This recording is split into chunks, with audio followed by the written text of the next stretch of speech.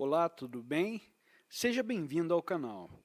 Hoje estaremos realizando a leitura e comentários do texto a seguir.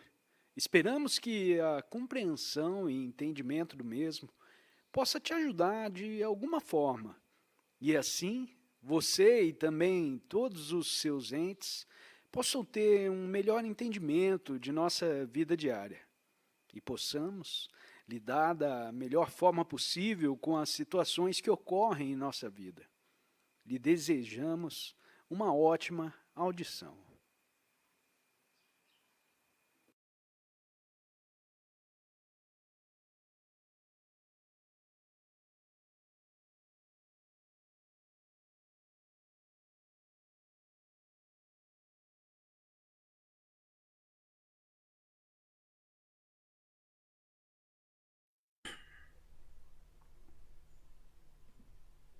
Não resistência não significa necessariamente não fazer nada. Significa que qualquer fazer se torna não reação. Lembre-se da profunda sabedoria implícita na prática das artes marciais orientais. Não ofereça resistência à força opositora. Submeta-se para superá-la. Tendo estabelecido isso, não fazer nada, quando estamos em um estado de intensa presença, é um poderoso transformador e curador de situações e de pessoas. No taoísmo, existe a expressão Wu Wei, que é comumente traduzida por atividade sem ação, ou sentar-se silenciosamente sem fazer nada. Na antiga China, isso era considerado como uma das mais elevadas conquistas ou virtudes. É radicalmente diferente da inatividade no estado comum da consciência, ou melhor, da inconsciência, que tem raízes no medo, na indolência ou na indecisão. O verdadeiro fazer nada implica uma não resistência interior e um intenso estado de alerta. Por outro lado, caso haja necessidade de ação, você não vai mais reagir a partir da sua mente condicionada, mas vai responder a uma situação com a sua presença consciente. Nesse estado, a mente é livre de conceitos, incluindo o conceito da não violência. Então, quem pode prever o que você vai fazer? O ego acredita que a nossa força reside em nossa resistência, quando na verdade a resistência nos separa do ser. O único lugar de força verdadeira, a resistência é a fraqueza e o medo disfarçados de força. O que o ego vê como fraqueza é o ser em sua pureza, inocência e poder. O que ele vê como força é fraqueza. Assim, o ego existe no modo contínuo de resistência e desempenha papéis falsos para encobrir a fraqueza, que na verdade é o nosso poder. Até que haja entrega, a representação inconsciente de determinados papéis se constitui em grande parte da interação humana. Na entrega, não mais precisamos das defesas do ego e das falsas máscaras. Passamos a ser muito simples, muito reais. Isso é perigoso, diz o ego. Você vai se machucar, vai ficar vulnerável.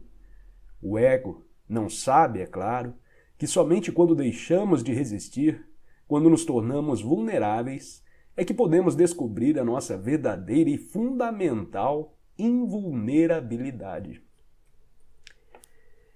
Nessa questão de violência que eu posso compartilhar com vocês aqui, é um exemplo que o mundo inteiro conhece, né? Eu acho que é meio pesado de falar, principalmente na questão de violência, mas em questão de entrega, eu acho que não teve entrega maior, que seria o exemplo de Cristo, né? Às vezes a gente está eu acho que realmente é um exemplo honesto e real, porque, vou te dar um exemplo, se você está numa discussão tal, e sei lá, surge uma briga, o que for, você vai ser agredido, sei lá, não sei. Imagine a condição aí que você quiser. E você ser capaz de se entregar à situação, à condição.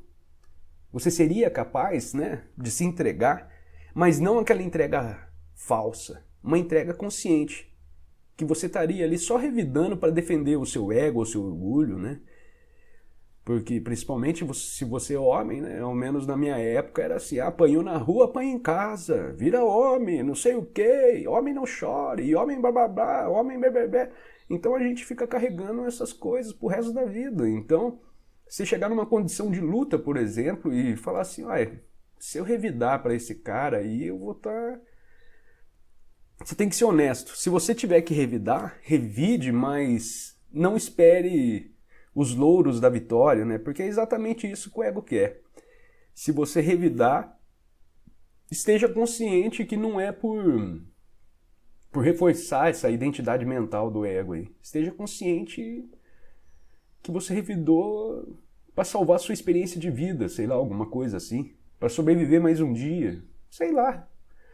Mas eu acho que o maior exemplo realmente é Cristo, né? Se você botar as condições que ele passou, tudo que ele passou e a entrega que ele teve que fazer, eu acho que não há entrega maior do que isso. É um grande arquétipo, né? Se você levar Cristo como um arquétipo, meu pai, imagina o tanto de entrega, essas entregas que a gente tem que fazer em discussões, em briguinhas dentro de casa, porque esposa isso, porque filho aquilo, porque sogra aquele outro, e mãe e tal, e bebê.